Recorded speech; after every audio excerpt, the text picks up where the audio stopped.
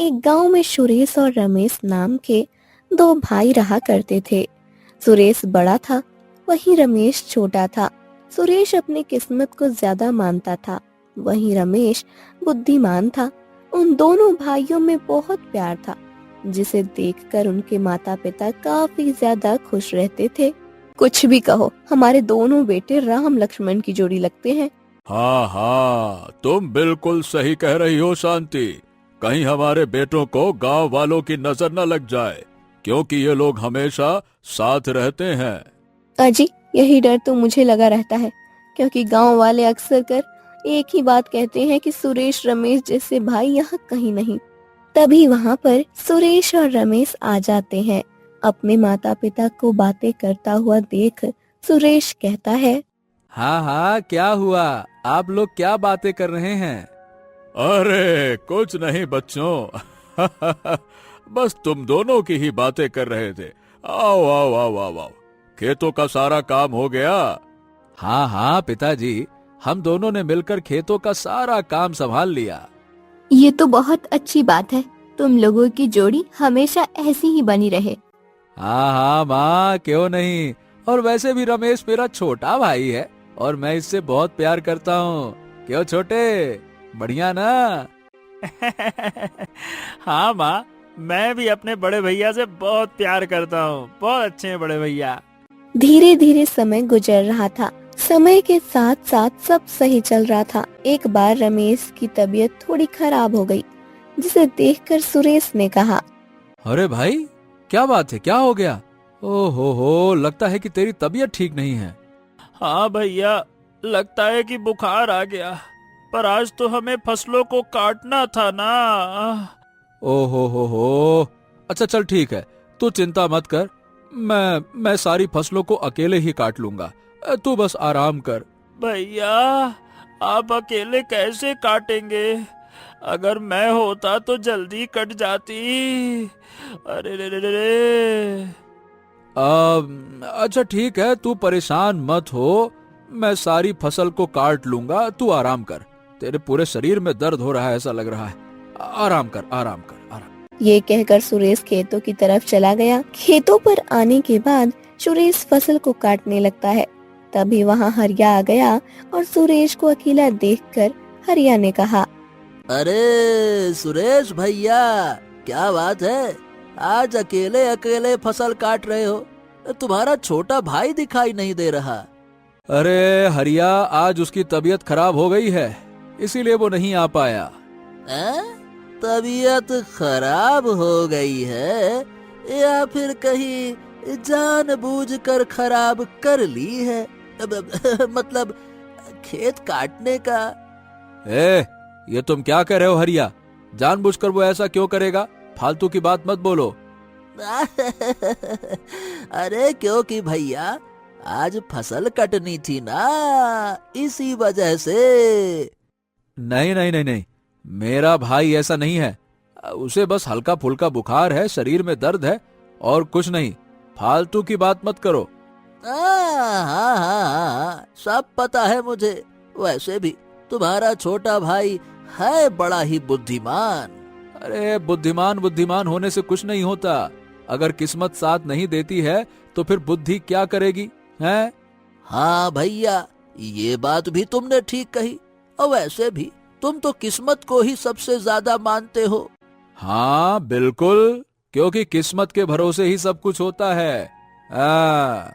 ये सुनकर हरिया वहाँ से चला गया, जिस पर सुरेश ने सारी फसल को काट कर रख दिया। फसल काटने के बाद उसने अपने आप से कहा, चलो, अब सारी फसल कट गई, अब घर चला जाए। हाँ। ये कहकर वो घर आया।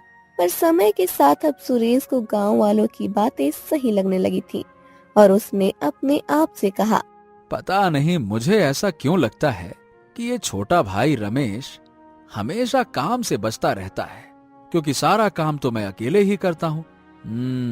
मुझे इस बारे में पापा मम्मी से बात करना पड़ेगा। ये कहकर वो घर आ गया। जब शांति ने सुरेश को देखा तो कहा, अरे बेटा सुरेश, रमेश कहाँ चला गया? वो तो तुम्हारे साथ ही गया था। नहीं माँ, वो मेरे साथ था ही नहीं। और माँ, मुझे आपसे कुछ जरूरी बात करनी है। हाँ हाँ बताओ क्या बात करनी है, तू थोड़ा गुस्से में लग रहा है। हाँ हाँ बिल्कुल, मैं बहुत गुस्से में हूँ, क्योंकि अब मुझे बंटवारा चाहिए। मुझे मेरा हिस्सा दे दो माँ, बस। ये सुनकर रामू काफी ज्यादा हैरान हुआ और बोला, अरे लेकिन बेटा, अचानक से ये तुमको क्या हो गया है? तुम्हें अपना हिस्सा क्यों चाहिए? बात क्या है बेटा? बैठकर बात करते हैं ना। क्या बैठकर बात करेंगे पिताजी? ये रमेश मेरे साथ कोई काम नहीं करवाता। मैं अकेले ही सारा काम करता हूँ। आज फसल भी मैंने अकेली काटी और पैसे का बंटवारा बराबर बराबर करते हैं। वाह वाह वाह वाह, ये सब अब नहीं चलने वाला।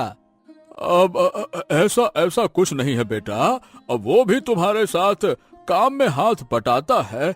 अब तुमने देखा नहीं होगा, इसलिए तुम्हें ऐसा लग रहा होगा। लग रहा होगा? नहीं नहीं नहीं नहीं नहीं नहीं, मुझे पता था आप उसी की तरफ जाओगे, उसकी ही बात करोगे। अम्मा, तुम ही कुछ बोलो। अम्मा, काहे मुंह में दही जमाए बैठी हो, बोलो। नहीं बेटा, तेरे पिता सही कह रहे हैं, तुम लोग तो बराबर काम करते हो। नहीं नहीं नहीं नहीं नहीं, मुझे कुछ सुनना ही नहीं है पिताजी। सीधी बात है, मुझे मेरा हिस्सा दे दीजिए बस। अगर मुझे मेरा हिस्सा नहीं मिला तो मैं घर छोड़कर चला जाऊंगा, बस बात खत्म। नहीं तो सारा काम मैं करूं और मलाई खाएं ये। ये सुनकर शांति और राजू काफी ज्यादा दुखी हो गए। वहीं राजू की तबीयत काफी ज्यादा बिगड़ गई, जिसे देखकर शांति काफी ज्यादा परेशान हुई। हे भगवान, अब मैं कैसे सुरेश को समझाऊं? सुरेश को तो कुछ समझ नहीं आ रहा है। लगता है गांव वालों की बुरी नजर लग गई है मेरे बेटे को। वहीं जब रमेश को इस बारे में पता लगा तो रमेश ने सुरेश से कहा, भैया, आप बंटवारे के लिए क्यों कह रहे हैं भैया? आखिरकार सब कुछ तो आप ही का है ना भैया। नहीं नहीं नहीं नहीं नहीं, बातों से कुछ नहीं होता रमेश। मुझे सीधी बात है, मेरा हिस्सा चाहिए। जब हिस्सा मेरा है तो दे दो, क्या दिक्कत है? अब तू ही समझाना रमेश अपने भाई को, ये हिस्से पर अड़ा हुआ है। अब भैया, पिताजी की तबीयत खराब हो गई है। आप देखिए ना, अगर आप इसी तरह जिद पर अड़े रहेंगे तो पिताजी की तबीयत और खराब हो जाएगी, समझिए ना। नहीं नहीं नहीं नहीं, मुझे इन सब चीजों से कोई मतलब नहीं है। वो फालतू में नौटंकी कर रहे हैं, उन्हें कुछ नहीं होने वाला। नहीं तो थोड़ी सी बात हुई, नहीं पकड़ लिया बिस्तर, तबीयत खराब है, नौटंकी। जब राजू ने ये सब सुना तो उन्हें सदमा लग गया और उनकी इसी सदमे में मौत हो गई, जिससे शांति और रमेश काफी ज्यादा दुखी हुए और शांति ने रोते हुए कहा, हे भगवान, आखिरकार मेरे बच्चों को गांव वालों की नजर लगी गई। मुझे पता था एक ना एक दिन ये होना था। अब मैं क्या करूं? मेरे पति भी चले गए। ये कहकर शांति जोर जोर से रोने लगी, जिस पर रमेश ने अपनी माँ को समझाते हुए कहा, बस बस बस माँ, शांत हो जाइए, शांत हो जाइए, आप मत रोइए माँ, शांत हो जाइए, शांत हो जाइए। अरे कैसे न रोऊं? तू देख नहीं रहा है, तेरे भाई की जिद की वजह से तेरे पिता इस दुनिया को छोड़कर चले गए। ये सब मेरी वजह से नहीं हुआ है, पिताजी अपने कर्मों की वजह से मरे हैं। सीधी बात है, मुझे मेरा हिस्सा दे दो, बाकी मुझे किसी से कोई मतलब नहीं है। हाँ। ये सुनकर रमेश भी काफी ज्यादा दुखी हुआ और बोला, भैया, आपको आपको अपना हिस्सा चाहिए ना? वही तो कह रहा हूँ, 100 बार कह चुका हूँ। हाँ, मेरा हिस्सा चाहिए, लाओ। तो ठीक है, फिर आप मुझे जो देना चाहते हैं मुझे दे सकते हैं, और आपको जो लेना है आप वो ले लीजिए। अब आप फैसला कीजिए कि आपको कैसे बंटवारा करना है। आपके ऊपर है सब, कर लीजिए जो करना है। ये सुनकर सुरेश काफी ज्यादा खुश हुआ और बोला, क्या क्या तू सच कह रहा है? मैं जो भी तुझे दूंगा वो तू ले लेगा चुपचाप? हाँ हाँ, चुपचाप ले लूंगा। आप मुझे जो देंगे वही ले लूंगा भैया, ले लूंगा। इसके बाद सुरेश ने रमेश को एक कच्चा मकान दे दिया और खुद सारी खेती ले ली, जिसे देखकर शांति काफी ज्यादा दुखी हुई और बोली, ये तू क्या कर रहा है सुरेश? ये कैसा बंटवारा है? ओ माँ, आप फालतू में बीच में मत बोलिए। और वैसे भी आप मेरे साथ रहने वाली हैं। हाँ। क्या? नहीं नहीं नहीं नहीं नहीं, माँ मेरे साथ रहेंगी भैया। कहाँ रहेंगी माँ? हाँ, फालतू बात करता है। माँ मेरे पास रहेंगी। वैसे भी मेरे साथ किस्मत है, तेरे पास तो कुछ भी नहीं है। अब तू अपना गुजारा कैसे कर पाएगा ये सोच। बड़ा आया माँ को खिलाने वाला, खुद के खाने के ठिकाने नहीं है। अरे चल जा यहाँ से, हो गया बंटवारा, जा। ये सुनकर शांति भी काफी ज्यादा दुखी हुई और उसने दुखी होकर रमेश से कहा, मुझे माफ कर दे बेटा, मैं क्या करूं? सुरेश मुझे अपने साथ रख रहा है, मैं उसे भी नहीं छोड़ सकती और तुझे भी नहीं। हाँ, हाँ ठीक है, आप चिंता मत कीजिए माँ। जब भैया को एहसास होगा ना कि किस्मत ही सब कुछ नहीं होती, तब वो मेरे पास जरूर आएंगे। देखना, आप तब तक मेरा इंतजार करना, मैं आपसे मिलने आता रहूंगा माँ। ठीक है माँ, मैं जाता हूँ। ठीक है माँ, जाता हूँ, मैं जाता हूँ माँ। ये कहकर रमेश वहां से चला गया, जिससे अब सुरेश काफी ज्यादा खुश था। वहीं रमेश अपने कच्चे मकान में आ गया, जहाँ कभी वो लोग छोटे पर रहा करते थे। जब मकान को देखकर वो काफी दुखी हुआ और बोला, हाँ, हे भगवान, ये समय भी कितना जल्दी बदल जाता है। एक समय था जब मेरा भाई मुझ पर जान छिड़कता था और आज वो छोटी सी जमीन के लिए मुझसे अलग हो गया। समय का फेर है, समय का फेर। हाँ। यह कहकर वो काफी ज्यादा दुखी हो जाता है। अब उसे अपने माता पिता की भी याद आ रही थी।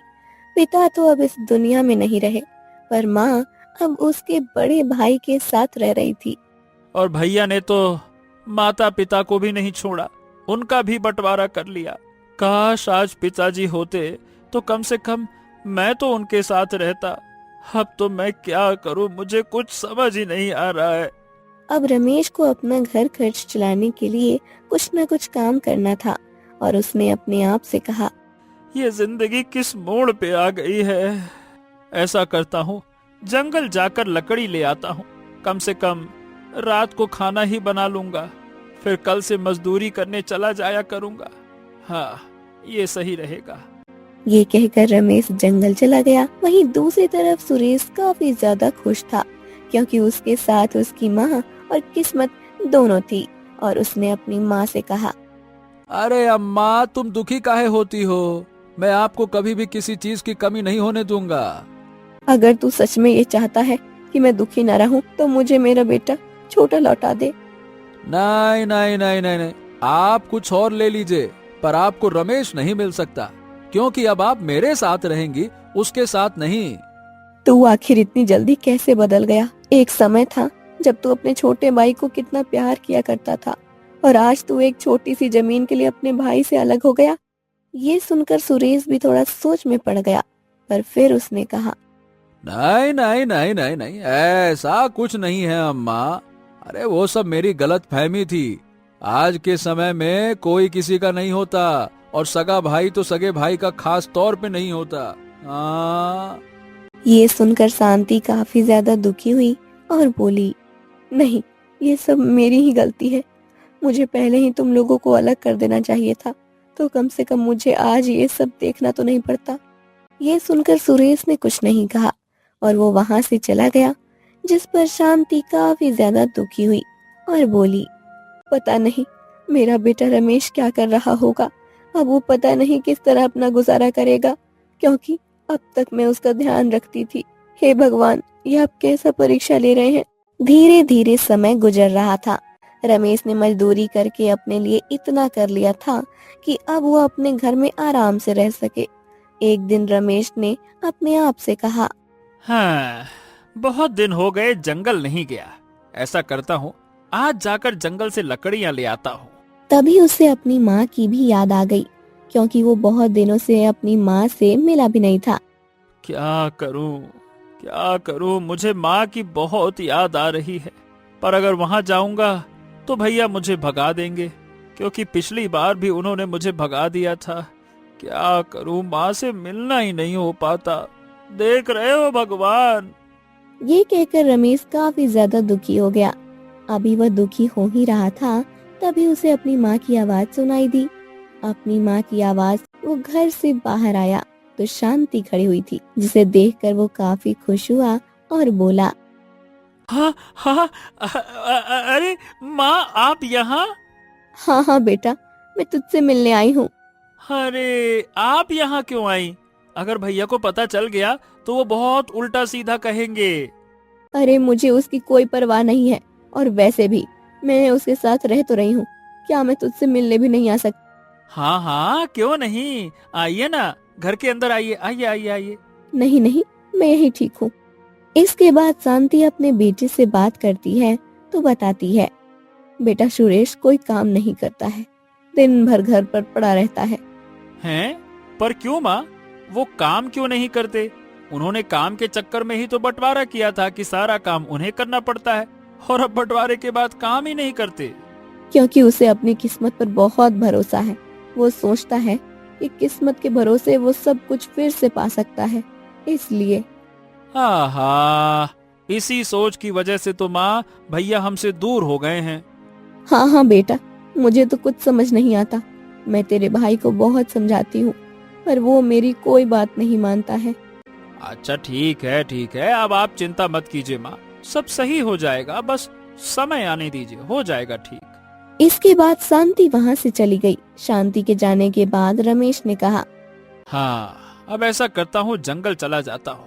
वैसे भी माँ से तो मिल लिया, अब रात के खाने का इंतजाम भी कर लेता हूँ।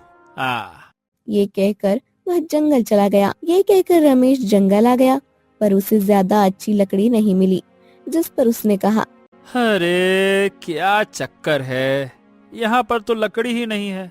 चलो अब जंगल के और अंदर जाता हूँ, शायद वहाँ अच्छी लकड़ियाँ मिल जाए। ये कहकर रमेश जंगल के और अंदर आया। तभी उसे गुफा दिखाई दी, जिसे देखकर वो थोड़ा हैरान हुआ। चलो चलो कहर कर अरे ये गुफा यहाँ पर कैसे? मैं तो यहाँ पर कभी आया ही नहीं, आखिर इस गुफा में क्या होगा? रमेश गुफा के बाहर खड़ा होकर सोच में पड़ गया। काफी देर सोचने के बाद रमेश ने कहा, ऐसा करता हूँ, इस गुफा के अंदर जाकर देखता हूँ इसमें है क्या। ये कहकर रमेश गुफा के अंदर चला गया। तभी उसे किसी की आवाज सुनाई दी। रमेश थोड़ा घबरा गया और बोला, सुनो, मुझे बचाओ, सुनो। ऐं? ये किसकी आवाज है? कौन बोला? कौन है? तभी रमेश को एक तोता दिखाई दिया, जो पिंजरे में बंद था। तोते को देखकर रमेश काफी ज्यादा हैरान हुआ और बोला, अरे तोता, मुझे आजाद कराओ, मुझे छुड़ाओ यहाँ से, सुनो। तुम यहाँ इस तरह से गुफा में कैसे कैद हो गए? मुझे यहाँ पर एक राक्षस ने कैद करके रखा है, मुझे जल्दी से बचाओ, वो तुम्हें भी मार डालेगा, जल्दी करो। क्या कहा? राक्षस? क्या बात कर रहे हो? मतलब राक्षस आने वाला होगा? हाँ हाँ, राक्षस आने वाला है, वो मुझे यहाँ से नहीं जाने दे रहा। अरे पर क्या इसका कोई उपाय नहीं है जिससे राक्षस को मारा जा सके? नहीं नहीं नहीं, मुझे नहीं पता, पर हाँ, मैंने एक चीज को देखा है। इसके बाद तोते ने रमेश को कुछ ऐसा बताया जिसे सुनकर रमेश थोड़ा हैरान हुआ। तभी वहाँ पर राक्षस आ गया। राक्षस को देखकर रमेश काफी ज्यादा घबरा गया। वहीं जब राक्षस ने रमेश को देखा, ओ, कौन है तू और तू यहाँ क्या कर रहा है?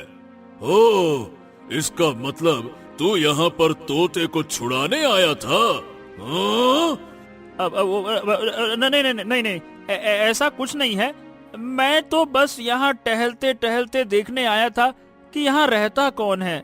नहीं, तू झूठ बोल रहा है। रुक जा, मैं तुझे अभी बताता हूँ। ये कहकर राक्षस ने रमेश पर वार किया, पर रमेश भागकर गुफा से बाहर आ गया। ओह, अब तू बचकर नहीं जा सकता, अब मैं तुझे मार डालूंगा। रुक जा। नहीं, तुम मुझे नहीं मार पाओगे, क्योंकि मैं तुमसे भी ज्यादा शक्तिशाली हूँ। वाह! ये क्या बकवास कर रहा है तू? लगता है कि पागल हो गया है।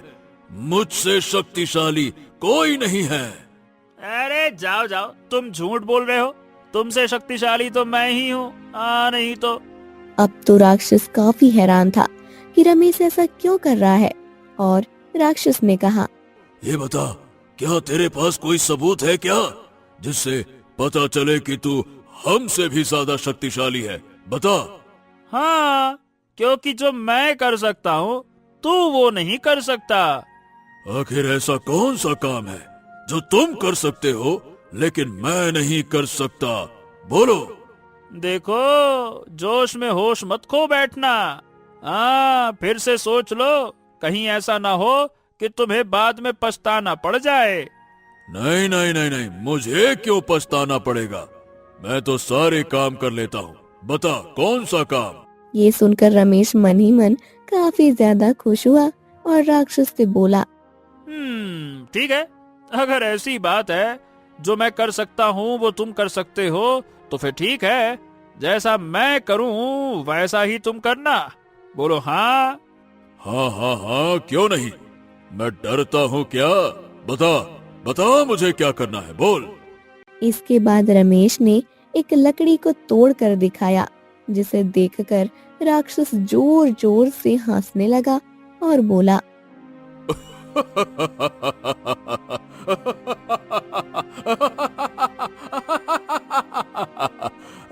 अरे बस इतना सा काम करना है? ये सड़ी सी लकड़ी तोड़नी है? ये तो मैं अभी तोड़ देता हूँ, रुक जा। ये कहकर राक्षस ने एक लकड़ी को तोड़ दिया।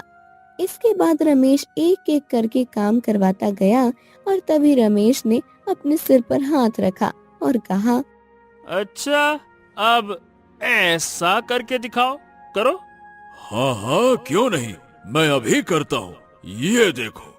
ये कहकर जैसे ही राक्षस ने अपने सिर पर हाथ रखा, वह बुरी तरह जलने लगा और चिल्लाने लगा, और अरे अरे अरे अरे, ओ, ओ, ओ, ओ, ओ, ओ, ओ, ओ, ओ, अरे ये तूने क्या किया? अरे अरे अरे अरे, तूने मेरे साथ छल किया तूने मेरे साथ।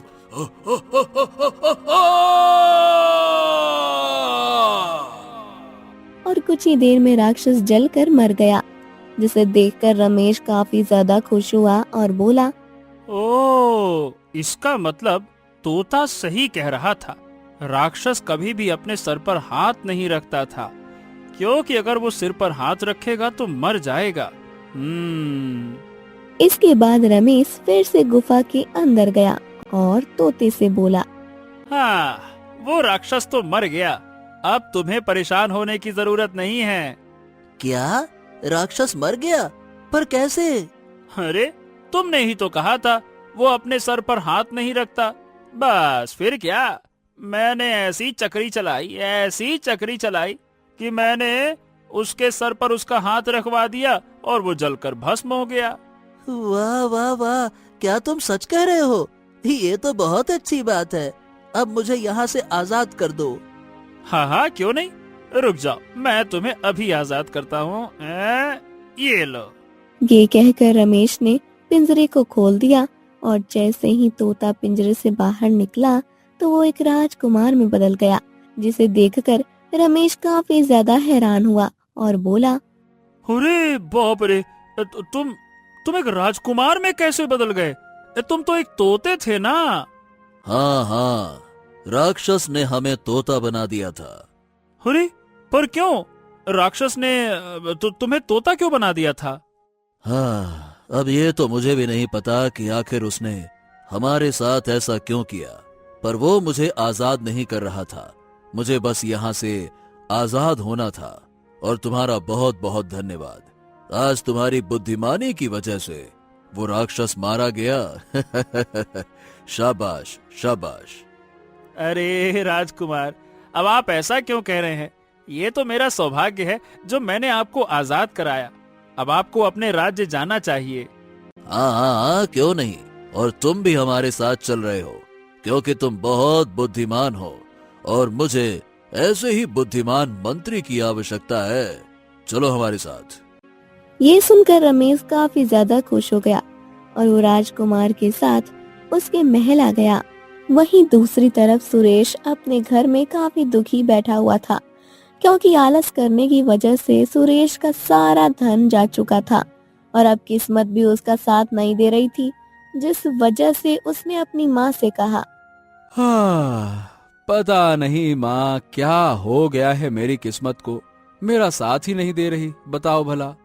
क्योंकि बेटा तू कोई काम धंधा नहीं कर रहा है। अगर कोई काम धंधा नहीं करेगा तो किस्मत ऐसे ही साथ नहीं देगी। मगर माँ किस्मत साथ होती है ना तो कुछ भी हो सकता है। ये सब बेटा कहने की बात है, जब तक किस्मत और बुद्धि साथ नहीं होगी तब तक कुछ नहीं हो सकता। और तू खुद ही देख ले, जब तू रमेश के साथ था तब तेरे पास सब कुछ था। ये सुनकर सुरेश सोच में पड़ गया और फिर बोला, नहीं नहीं नहीं माँ, ऐसा कुछ भी नहीं है। किस्मत बड़ी होती है, बुद्धि बुद्धि कुछ नहीं होती है? बुद्धि से इंसान क्या कर सकता है? कुछ नहीं। नहीं तो। ये सुनकर शांति काफी ज्यादा दुखी हुई, क्योंकि अभी भी सुरेश उसकी बात नहीं मान रहा था और उसके हालात काफी ज्यादा खराब हो गए थे। वहीं दूसरी तरफ रमेश महल में आराम से रह रहा था, क्योंकि अब वो मंत्री बन गया था। पर अब उसे अपनी माँ से मिलने की इच्छा हुई और उसने राजकुमार से कहा, राजकुमार, मुझे आपसे एक बात करनी है। हाँ हाँ, बताओ क्या हो गया? तुम थोड़े परेशान लग रहे हो, क्या बात है? बात यह है कि मुझे अपनी माँ के पास जाना है। मेरी माँ मेरे भाई के पास रहती है। हाँ हाँ, क्यों नहीं। वैसे एक बात पूछूं? हाँ हाँ, पूछिए ना राजकुमार। तुम्हारी माँ तुम्हारे भाई के पास क्यों रहती है, तुम्हारे पास क्यों नहीं रहती? हाँ, लंबी कहानी है। मतलब क्योंकि मेरे भाई ने मेरी माँ को बंटवारे में ले लिया था, इसी वजह से। क्या? बंटवारे में माँ को ले लिया? मैं कुछ समझा नहीं। मेरा भाई कहता है कि किस्मत बड़ी होती है। अगर किस्मत साथ हो तो सब कुछ हो सकता है, बुद्धि से कुछ नहीं होता। ये सुनकर राजकुमार काफी हैरान हुए और बोले, ओहो, तुम्हारा भाई तो बहुत ही गलत सोचता है। बिना बुद्धि के इंसान करेगा क्या? चाहे किस्मत उसका कितना भी साथ दे दे, पर जब तक बुद्धि साथ नहीं तब तक इंसान कुछ नहीं कर सकता। वही तो, अब ये बात उन्हें कौन समझाए। मैं उनसे ज्यादा बातचीत नहीं करता, क्योंकि अभी उन्हें अपनी किस्मत पर बड़ा ही घमंड है। तो कैसे होगा फिर? अच्छा चलो, अच्छी बात है। तुम अपनी माँ से मिलकर आओ, पर जल्दी लौट आना, क्योंकि मुझे तुम्हारी यहाँ जरूरत पड़ सकती है। हाँ हाँ, क्यों नहीं राजकुमार, मैं 2 दिन के अंदर लौट आऊंगा। हाँ। ये कहकर रमेश वहाँ से चला गया। रमेश अपने बड़े भाई सुरेश के घर आया तो उसकी हालत देखकर वो काफी हैरान हुआ, क्योंकि जब वो गया था तो सुरेश काफी अमीर था, पर अब वो बहुत गरीब हो गया था। जब शांति ने अपने बेटे रमेश को मंत्री की पोशाक में देखा तो वो काफी ज्यादा खुश हुई और बोली, अरे रमेश बेटा, तू मंत्री बन गया। हाँ हाँ हाँ माँ, मैं मंत्री बन गया हूँ और अब मैं आपको लेने के लिए आया हूँ। चलो माँ।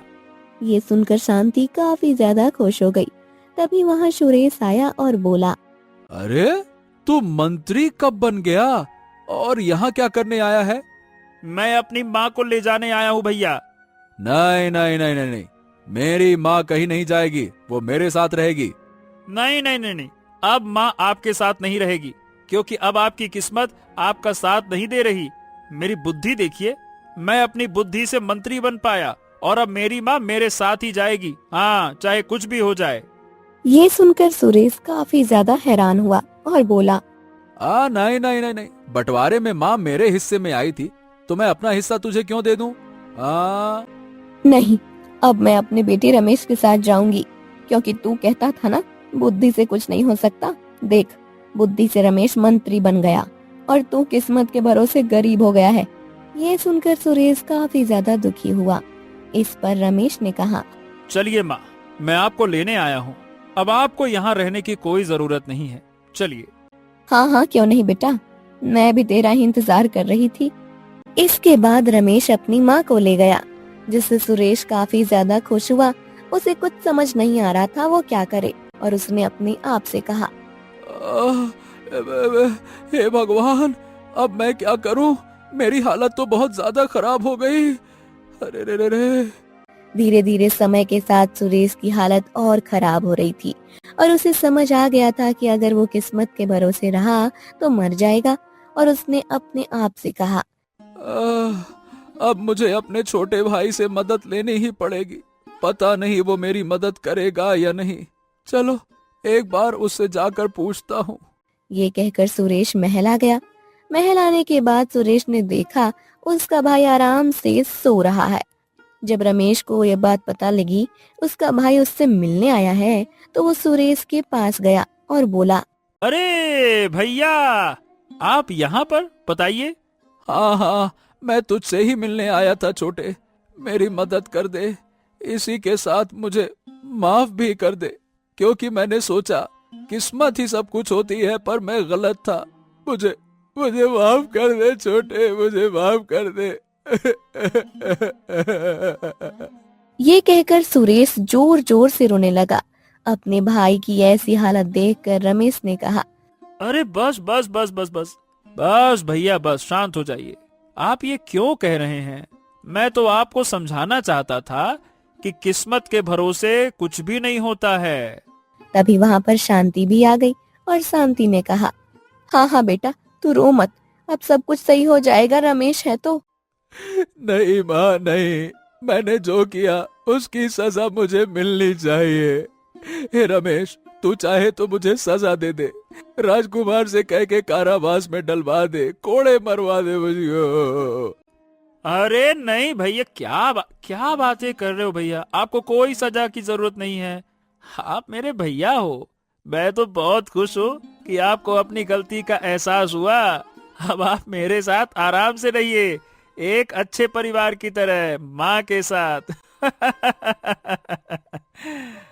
ये सुनकर सुरेश काफी ज्यादा खुश हो जाता है और फिर एक बार सुरेश रमेश एक हो जाते हैं, जिसे देखकर शांति काफी ज्यादा खुश होती है।